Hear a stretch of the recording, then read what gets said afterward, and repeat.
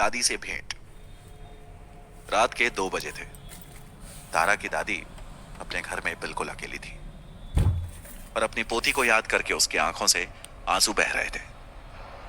वो सोच रही थी कि ईश्वर का भी कैसा विधान है कि जिसको अभी तक बहुत उम्र जीना चाहिए उसको ऊपर उठा लेता है, और जिसकी आयु पूरी हो गई हो उसको और लंबी आयु दे देता है।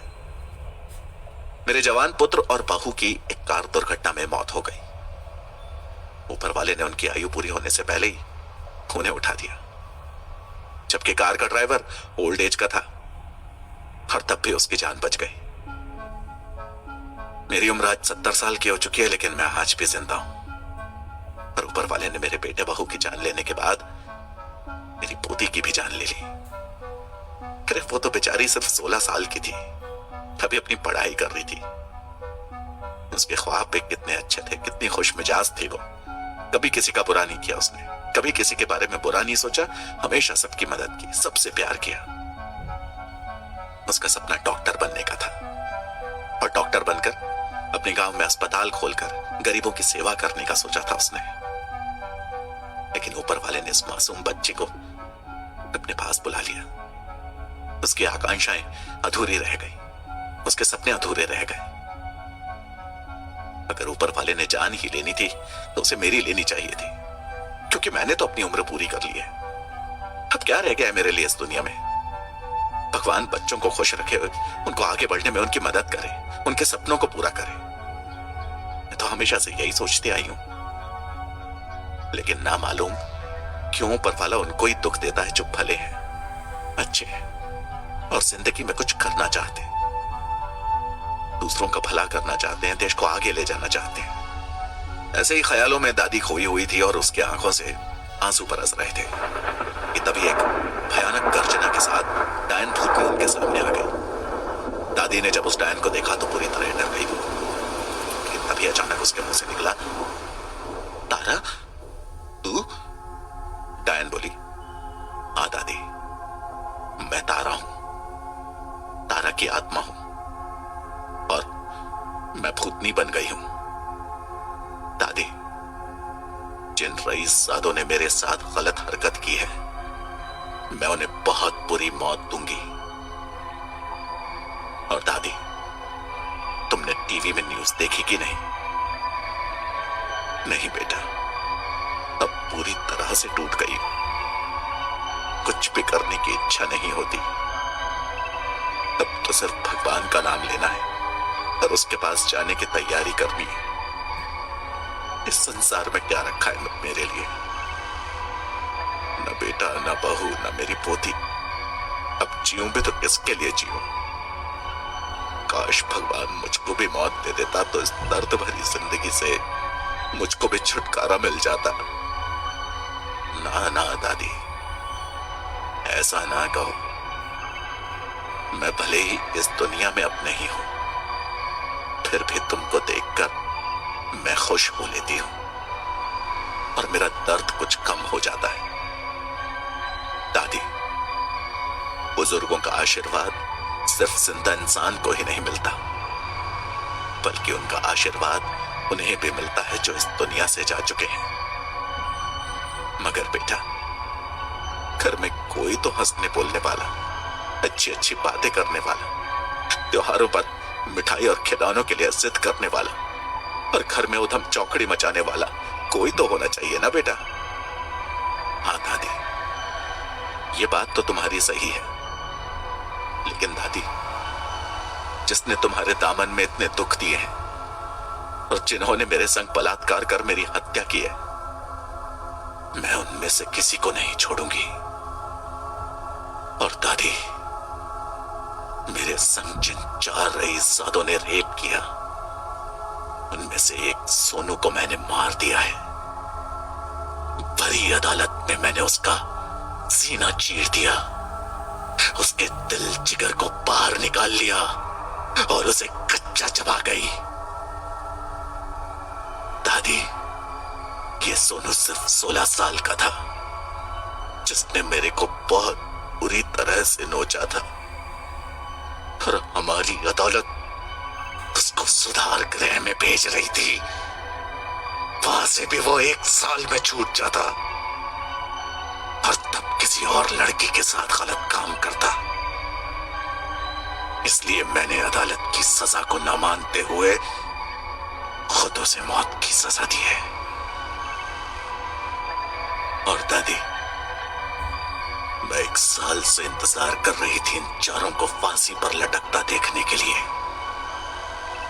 और इतने दिनों तक इंतजार करने के बाद जब हाई कोर्ट ने उनमें से 3 को फांसी की सजा सुनाई और 1 को सुधार गृह में भेजने की बात की, तब मेरे बर्दाश्त से बाहर हो गया और इसीलिए मैंने सोनू की जान ली।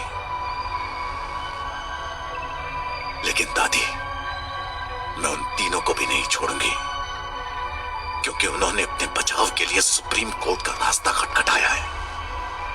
दादी, उन 3 का अपराध अक्षम्य है। उन्होंने जघन्य अपराध किया है।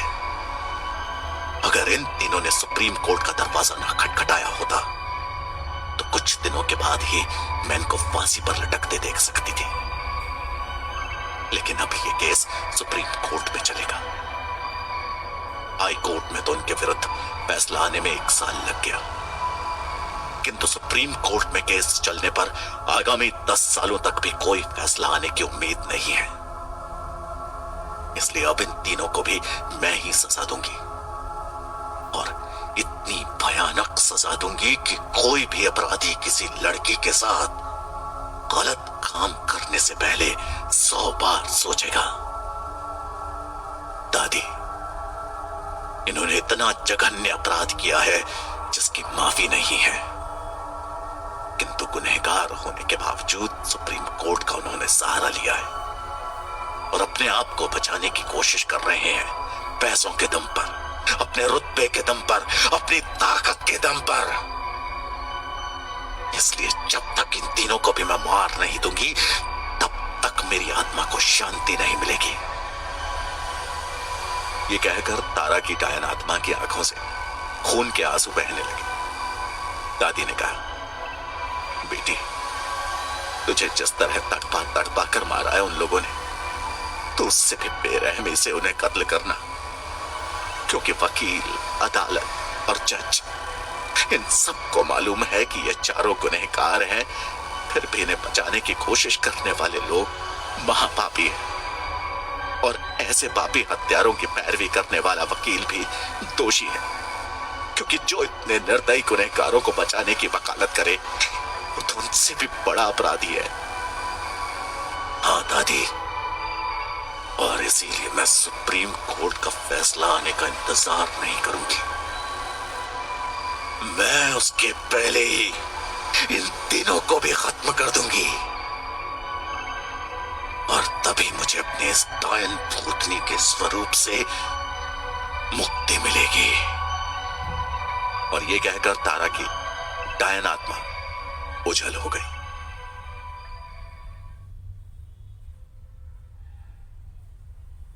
पार्ट 4, कामी की हत्या।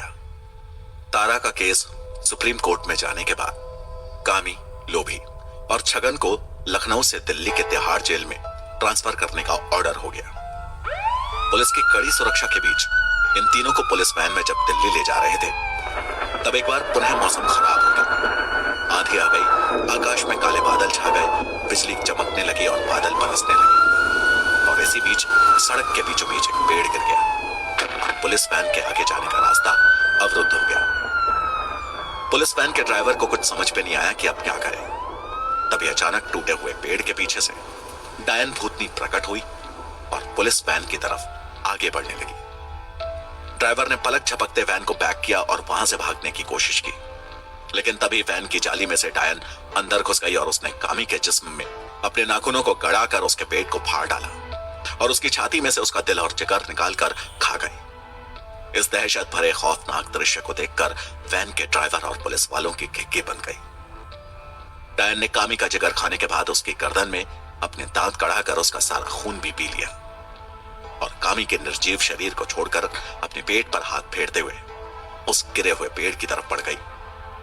उसे उठाकर खड़ा किया और वहां से ओझल हो गई। जब डायन कामी का खून पीकर वापस जा रही थी, तो सिपाही ड्राइवर ने हिम्मत करके अपने मोबाइल से उस डायन की वापस जाते हुए वीडियो बना ली।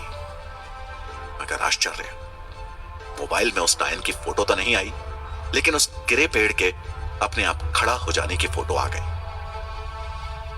इस अप्रत्याशित घटना के तुरंत बाद वायरलेस से पूरे पुलिस विभाग में यह खबर आग की तरह फैल गई और सिपाही ड्राइवर ने जो वीडियो बनाया था उसे फेसबुक और व्हाट्सएप और यूट्यूब पर डाल दिया गया।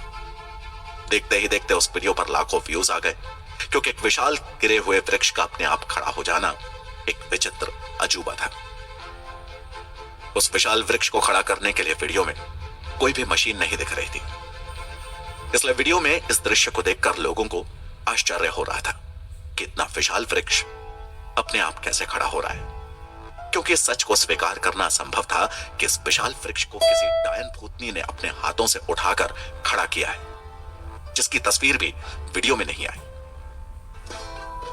लखनऊ की हाईकोर्ट अदालत में सोनू की हत्या का केस वकीलों, पुलिस और जनता में अजूबा बना हुआ था और इस केस के संदर्भ में जितने मुंह उतनी बातें हो रही थी। यह खबर जितने भी अखबारों में छपी, हर अखबार के संपादकों ने अलग अलग तरीकों से अपनी राय व्यक्त की थी। अधिकांश संपादकों का यही मानना था कि यह काम किसी जादूगरनी का है, जिसने भरी अदालत में सबको हिप्नोटाइज कर दिया और सोनू को मारकर चली गई। लेकिन अभी इस हत्या की गुत्थी सुलझी भी नहीं थी कि तभी ठीक उसी अंदाज में कामी की हत्या ने पूरे देश की पुलिस, कानून और संसद तक को हिलाकर रख दिया। पहले सोनू और फिर कामी, इन दोनों हत्याओं के केस में सबसे विचित्र बात यह थी कि कानून डायन और आत्माओं के अस्तित्व को नहीं मानता और इसीलिए सोनू की हत्या यद्यपि जज साहब के सामने हुई थी, लेकिन किसी डायन भूतनी ने सोनू की जान ली। इसका चश्मदीद गवाह होने के बावजूद इस गवाही को स्वीकार नहीं किया जा सकता था, इसलिए सोनू की हत्या के बाद उसकी गवाही का मामला ठंडा पड़ा हुआ था, क्योंकि जितने भी गवाह वहां पर उपस्थित थे उन सभी ने सोनू की हत्या में डायन भूतनी का ही नाम लिया। लेकिन कोर्ट इस सच को कैसे स्वीकार करता? किसी डायन ने सोनू को मारा। लेकिन अब यही प्रश्न कामी की हत्या में भी उठना था, क्योंकि सिपाही, ड्राइवर, पुलिस इंस्पेक्टर और 2 अन्य सिपाही, इन सभी ने उस डायन भूतनी को कामी का जिगर खाते और उसका खून पीते देखा था। लेकिन इस चश्मदीद गवाही को भी कोर्ट कैसे स्वीकार करता? पुलिस लोभी और छगन को लेकर रास्ते में कई तरह की मुश्किलों का सामना करते हुए दिल्ली के तिहाड़ जेल पहुंची और कामी की लाश को पोस्टमार्टम हेतु भेज दिया गया।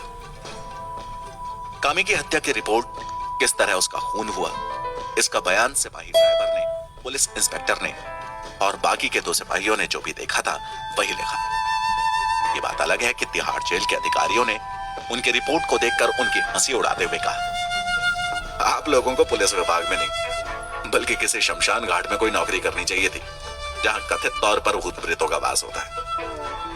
लेकिन जब पुलिस ड्राइवर ने उस विशाल वृक्ष को खड़ा होते हुए वीडियो के संदर्भ में अधिकारियों से प्रश्न पूछा कि इस वीडियो में जो आप देख रहे हैं क्या यह मुमकिन है, पर आप विश्वास माने या ना माने, लेकिन हमने अपनी आंखों से देखा है इस वृक्ष को उसी डायन भूतनी के द्वारा खड़ा करते हुए, जिस डायन भूतनी ने कामी की हत्या की है। पुलिस के तमाम अधिकारी और मीडिया वाले इस वीडियो को देखकर हतप्रभ जरूर थे, पर इसका कोई जवाब उनके पास न था कि आखिर इतना विशाल वृक्ष अपने आप खड़ा कैसे हो गया। लेकिन अंततः इस बारे में उन्होंने यही कहा, इसकी जांच होगी और उसके बाद ही सच्चाई सामने आएगी। फिलहाल अभी इसके बारे में कुछ भी कहना जल्दबाजी होगी। हाँ, एक महत्वपूर्ण बात यह जरूर है कि कामी और सोनू की हत्या पर जहां पूरे देश की जनता जश्न मना रही थी, वहीं पुलिस विभाग का होश उड़ा हुआ था, कानून का होश उड़ा हुआ था और उन नेताओं के भी होश उड़े हुए थे जो इन गुंडों का बैकडोर से समर्थन करते थे। लेकिन सबसे ज्यादा गुस्से में था सरपंच करामाती, जिसके पुत्र कामी का पुलिस के वैन में पुलिस इंस्पेक्टर और सिपाहियों के सामने ही बर्बरतापूर्वक कत्ल कर दिया गया था। सरपंच करामाती को जिस समय यह खबर मिली कि उसके बेटे कामी की भी उस डायन भूतनी ने हत्या कर दी है, तो वो पुलिस अधिकारियों पर बरस पड़ा। उसने कहा, ये कैसी बेहुदा बातें पुलिस विभाग कर रहा है? पुलिस इंस्पेक्टर और सिपाहियों की मौजूदगी में किसी ने कामी की हत्या कर दी और पुलिस बोलती है कि उसकी हत्या एक डायन भूतनी ने की। इससे बढ़कर फुहड़ मजाक भला और क्या हो सकता है। मैं सरकार से मांग करता हूं कि इन पुलिस वालों के खिलाफ सख्त से सख्त कार्रवाई की जाए, क्योंकि मुझे इस बात की आशंका है कि कामी की हत्या में इन पुलिस वालों का भी हाथ है, और यह भी हो सकता है कि इन पुलिस वालों ने कामी की हत्या की हो। उधर छगन के बाप विधायक काले का भी बुरा हाल था, और उनका भी यही कहना था कि कामी की हत्या पुलिस वालों की ही साजिश है। पुलिस ने ही कामी की हत्या की है, इसीलिए इन पुलिस वालों को तुरंत गिरफ्तार कर जेल में डाल देना चाहिए और उन पर 302 का मुकदमा चलाना चाहिए। और चूंकि कामी की हत्या पुलिस वैन में पुलिस की मौजूदगी में हुई थी, इसलिए वैन में बैठे उन पुलिस वालों पर गाज तो गिरनी ही थी। लिहाजा उन सभी पुलिस वालों के बयान को फर्जी मानकर उन्हें गिरफ्तार कर लिया गया।